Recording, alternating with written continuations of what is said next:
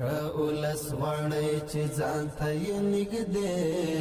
کړئ د هر فرد پر مخ مو خلاصې دروازې کړئ ښه په غور چې هر یو مشکل واورئ مسؤلینو خیر دی غټې حوصلې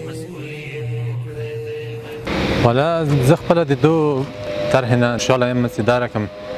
په مقامات راسي او زموږ خپله خبرې واروي او موږ مثلا مخامخ ورته کښېنو او د دغو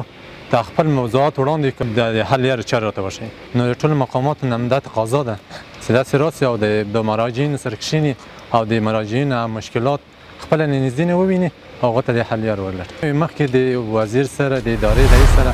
ملاقات د هغو څه لیدنه د اسانه کار نه و نو د امارت کامیابي په دو کې ده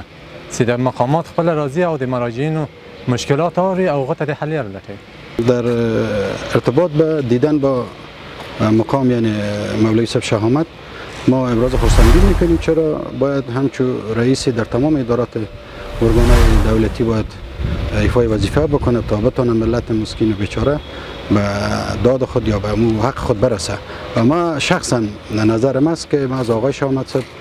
ابراز خرسندی میکنم چون ما در دوره های قبل البته که من میخواستم وظیفه بگیرم نتونستم تا یک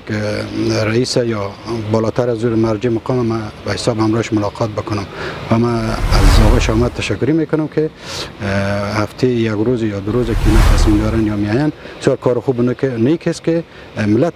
دردش با خبر میشه و همراهشان کمک همکاری میکنه طبعا یه چیز واضحه سیره ما اگر نگویم که میگه چیزی که است چی حاجت به بیان است وقتی که شخص اول بیاید بین مردم بشینه و با مردم هم صحبت شوه و مشکلات مردم بفهمه و مراجعین بفهمه این بسیار کار نیک است این هیچ مشکلی نداره این کار بسیار نیک است ما بازم از تمام رؤسای که در اریته قدرت هستند صمیمانه تقاضا میکنیم اینا یک شهروند که اونا همچنین کار را باید